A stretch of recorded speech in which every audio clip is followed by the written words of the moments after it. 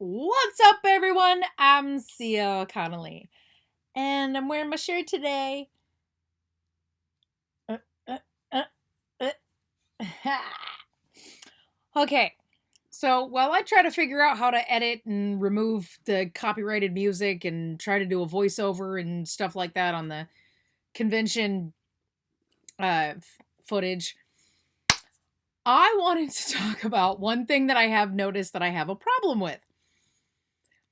So it's kind of funny, okay? I wrote these books. I know these books. I know what they're about. Let me put it that way. I know what they're about. I wrote them. I know exactly what they're about. But it never fails. Someone walks up and they're like, "Ooh, what is this about?" Immediately, I have no idea. I don't know. I literally don't know. I wrote them. I can give you serial killers. It's literally all I can think of saying. I don't know. I mean, it's different. I guess it's different if someone were to read it and then tell somebody what it's about. But it's more of the fact that I'm so afraid I'm going to give everything away. I don't know. I don't know what it's about. It's a girl who's stalked by a serial killer who initially attempted to kill her or dumps her body. She survives. He finds out she survives, and then he stalks her throughout the rest of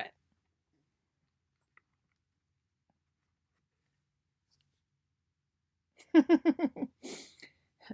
And then somehow the family gets involved. I mean, it's I don't want to give anything away. So I'm so terrified to say something because I mean, I have the little things on the back, and I don't have Friendly Misfortunes in here with me again. And I was out today. But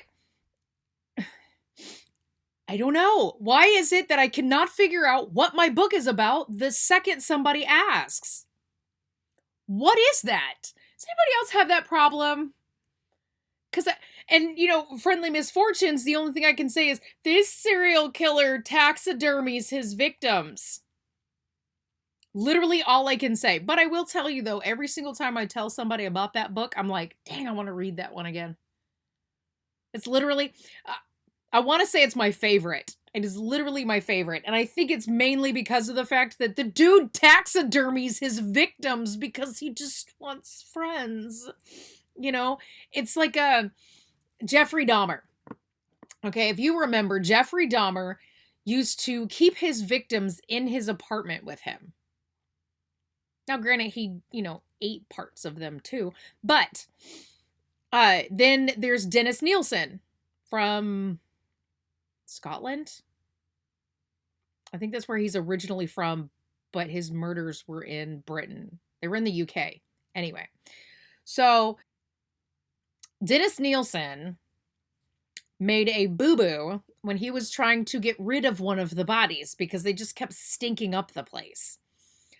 So he decides he's going to start stuffing parts of the bodies down in his garbage disposal. Well, they get stuck in the pipes. So now there's a backup. And, nobody knows why. So they call the plumber out. The plumber pulls this thing out. Turns out it's flesh. They called the cops. Literally, the cops show up and he goes, "Yep, that was me." Like, he didn't deny it, but he kept his victims in his house with him.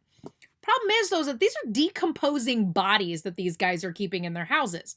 So what's the best way to preserve a body that most likely will not decompose? Now, I've got deer heads that, my husband, he kills deer and stuff like that, so we eat a lot of venison. And he has the heads taxidermied. And I thought, you know what? That's what I'm going to do. I'm going to have some weirdo guy taxidermy his victims. So he's got them throughout his house. The only problem is that in researching this book, you can't just preserve them with like formaldehyde and stuff like that because of the fact that formaldehyde is a temporary preservation, not a permanent preservation to a body. There's a whole lot more that goes into preserving a body. And let me tell you something. I found one person, and I believe this one person is in the United States, who actually will taxidermy your relatives if you want. It's weird. Can I just say that? It's weird. Why in the world would anybody want to have to explain why dead grandma is standing by the front door? She's just there to greet us. You walk in, just say hi to grandma. What? Why would anybody do that? I don't know. Whatever. It is creepy. It's pretty awesome. I loved it. I love doing the research for it because attempting to find out, you know, a drug that you can give somebody that will keep them alive, because if they're alive, or in my head, this is how I see it, only because of Ed Gein. Ed Gein would dig up bodies and then skin them, but the flesh was, you know, decomposing and rotting away, and he decided he wanted something fresh. And that's why he started killing people for their, you know, bodysuits and stuff like that, because the skin is fresher on a live body. So in my head, I'm thinking, okay, well, we can taxidermy them alive, or at least, you know, hence the cover where it looks like there's an autopsy. So I'm thinking, you know, you can do that while they're alive, right? Do the autopsy on them when you're pulling out all their insides. Now, eventually you're going to die, yes. But if you want to keep them alive, what drug do you give somebody that will kill them slowly, but, you know, keep them from fighting back? Succinylcholine. Literally never heard of it before, but let me tell you something. After I looked it up and wrote the book and everything else I've heard on TV shows, people say the, you know, succinylcholine, and all it does is it relaxes all of your muscles. It's specifically used in hospitals, and it relaxes all of your muscles, including your diaphragm, so it makes it easier for them to put a breathing tube down your throat.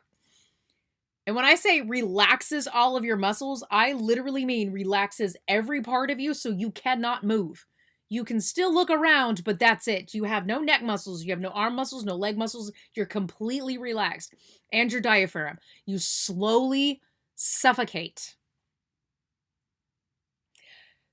Worst thing ever. As a matter of fact, there was a nurse, I do not remember her name, but she injected her husband with succinylcholine and then set their house on fire, because she wanted to say that her husband died in the fire.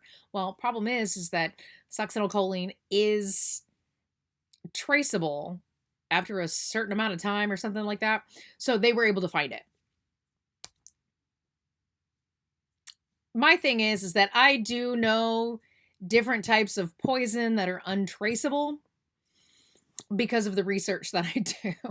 So I know certain plants that you can put in your garden, and then you just take one of those little bowl thingies in the, you know, crusher, and you crush it up into like a fine dust or something, and you just put it on somebody's food.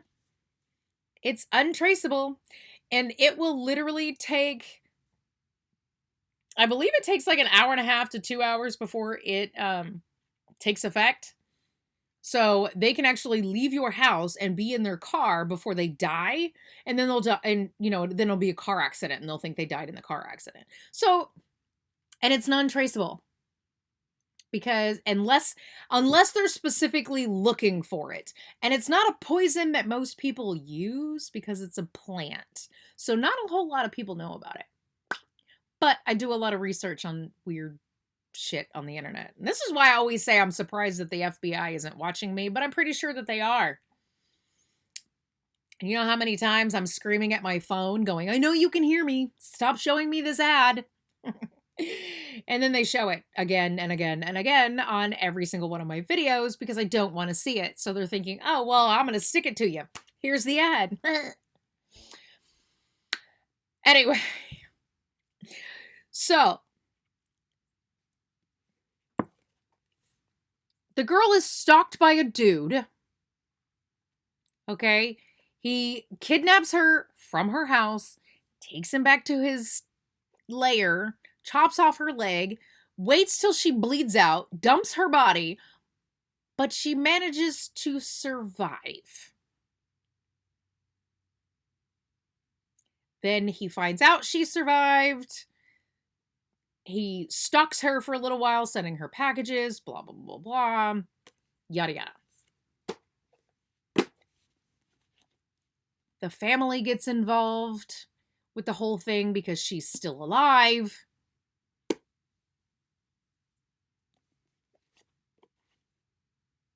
The dumping of the body. The torture of the surviving victim. That's what my books are about. I guess I'm going to have to start, sending people here because I'm not put on the spot, so I have no problem saying what the books are about. But when I'm at the convention, for some reason, I feel like I'm put on the spot. I have no idea. I don't know. Serial killers. It's serial killers. I don't know. I always feel dumb. I'm like, And then one guy tells me, he says, you're not giving away any secrets. And I'm like, nope. And in my head, I'm going, because I don't remember. I'm literally writing 2 more that go with those 2 books, and I don't remember. It sucks. But I will tell you, and I did notice this too when people were reading the back. This one here, it pretty much gives the description of this book. But because this one is the sequel, the back of it gives away this one. So I had to keep telling everybody. It's the way I have my table set up because I always think, 1, 2, if you're walking by, it's like, here's this one, and then here's the one by itself. So if you look at the way that the table is set up, it looks right. But for some reason, everybody always went to Family Affair and passing over Forbidden Affair. And I cannot stand the fact that Forbidden Affair is actually a lot of romance novels. So sometimes you'd see people walk by and they'd giggle because it's called Forbidden Affair. I'm going to tell you right now, there ain't anything romantic in this other than the creepy serial killer stalker dude. He thinks he's romantic, but no, dude, you're just creepy. But I think all my killers are creepy. In Fruitful Affair, I'm just telling you now, Fundamental Affair is the prequel. Okay, I'm going to put it that way. Fundamental Affair is the prequel. It will start from her childhood and go through there, and the end of Fundamental Affair starts this one. Okay, and I had to write the prequel because I wanted to bring in characters from her childhood in Fruitful Affair.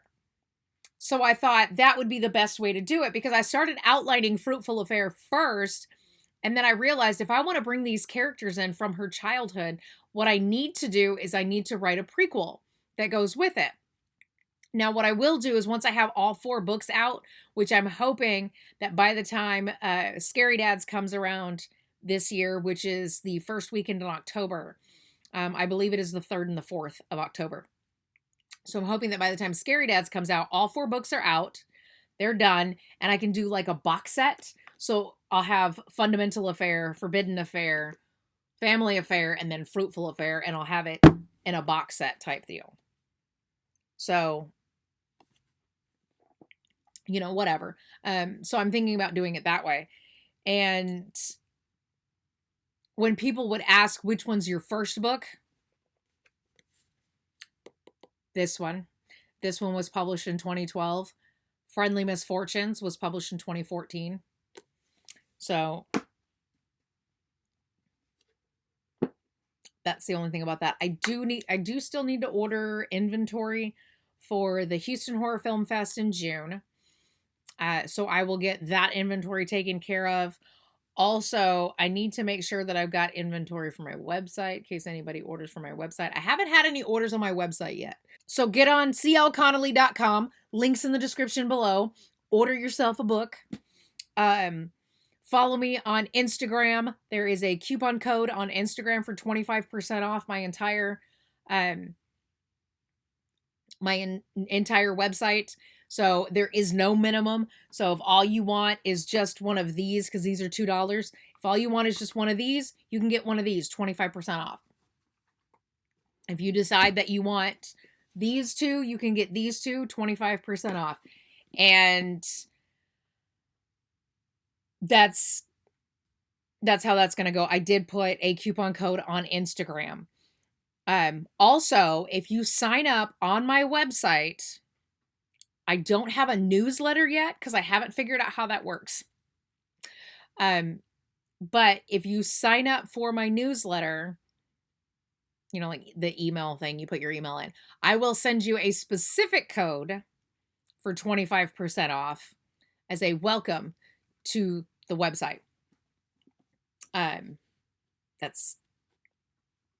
That's what I did. I realized today, which is the 18th, I realized today that I had someone who had signed up 3 months ago, and I was like, whoopsie. Because I don't get a whole lot on my app, and I don't usually look at that kind of thing on my app. I usually look at sales, and I look to see, I check my analytics. That's all I do. On my website, I basically check my analytics, see how many people have been on my website and where they're coming from so that I can kind of figure out, you know, what's the best advertising on my website. And I have noticed that the conventions are getting me a lot of traffic.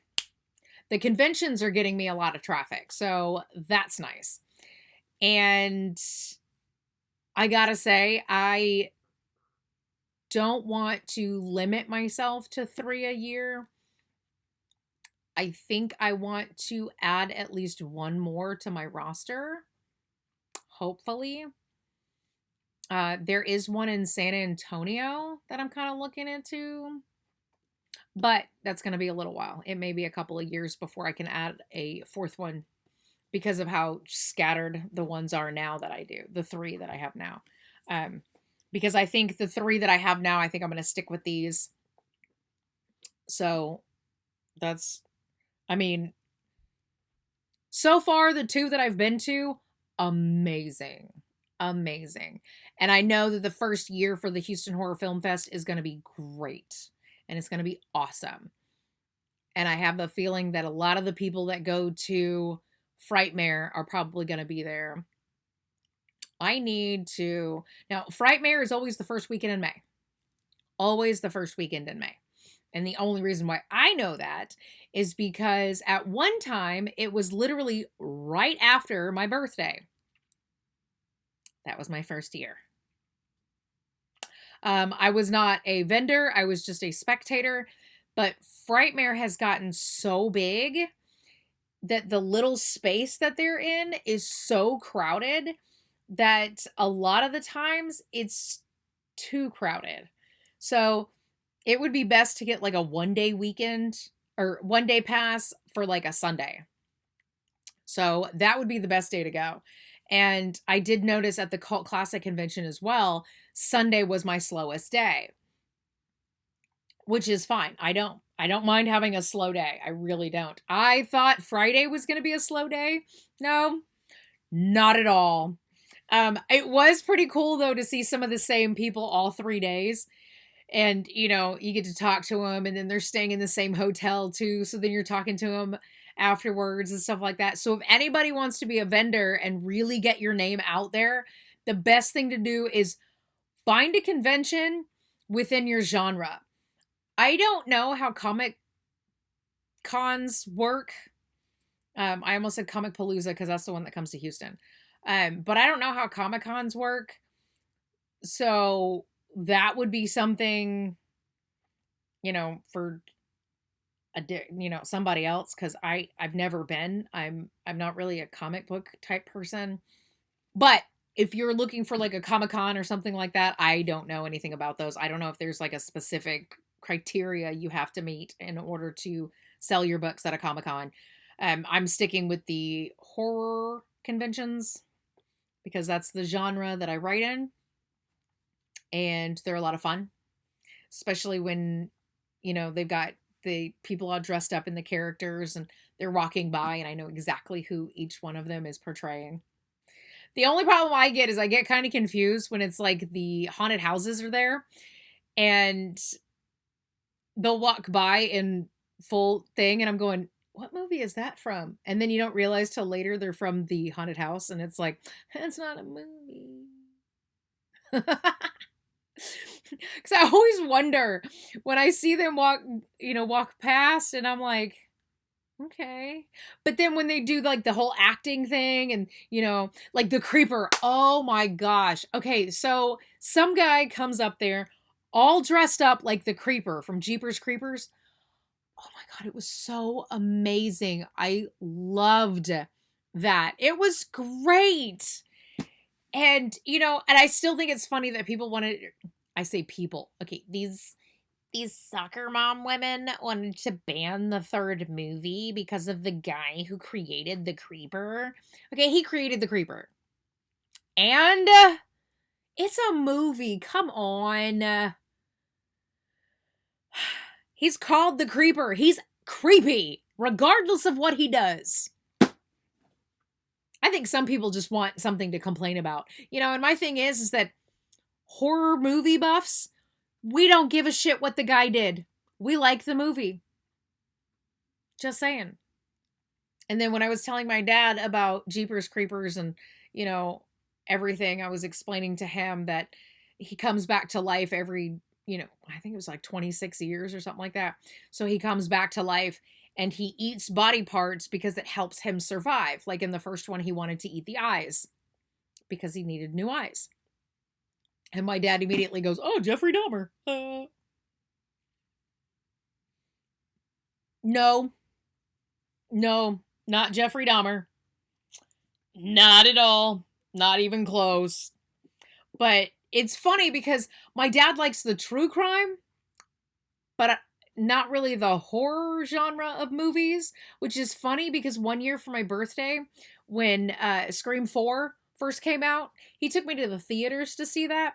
That was probably, it was fun because, my dad took me to a movie. Yay. I think I was like 26. I don't know. I literally have no idea how old I was. But it was, it was something cool that my dad and I did. And he kept asking me what was going on because he didn't see the first 3 Scream movies. So he had no idea. I have I bought the box set of the Scream movies. So it came with Scream 1, 2, and 3, and then like a special features DVD. I took the special features DVD out and put Scream 4 in when I bought it. So now it looks like I have a box set. But I will, I'm hoping that for Scarydad, for the Scarydad's Haunted Halloween show in October, I'm hoping to have all 4 of the Affair series done, and they're going to be in a box set. And if that's the case, then I'm probably going to push back Killer Suburbia and start doing that publishing at the beginning of next year.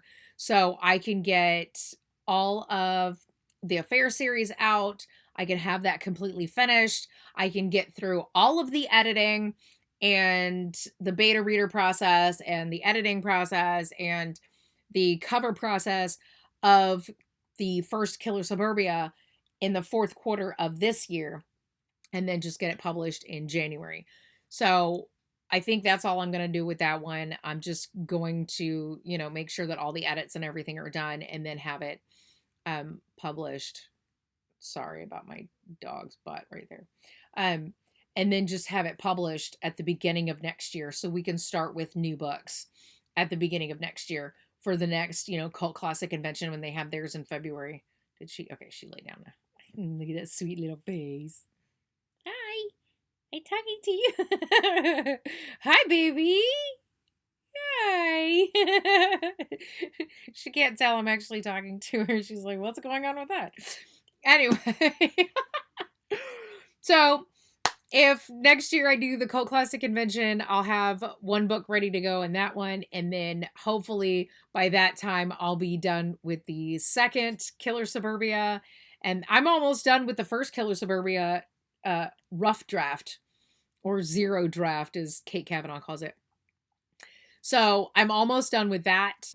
So, but anyway, I just wanted to come on here real quick and let y'all know that I'm trying to figure out how to do a voiceover on some of the footage because the music is loud and you can hear every single word to it, and I don't want to get a copyright strike on my great music though. That's all I have to say.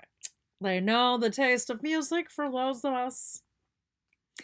But anyway, all right, I will see y'all next week. Don't forget the link to my website is in the description below. I don't link Amazon or Barnes & Noble because I don't make as much off of those websites, but you can still get my books off of Amazon.com, BarnesandNoble.com. And I do have it set up as well on my website that you can do reviews. So you can still review my books on my website. And that might actually help me out a little bit. Do some reviews on Amazon, do some reviews on Barnes & Noble. Whatever. Anyway. So that's it. I'll see y'all next week. Bye.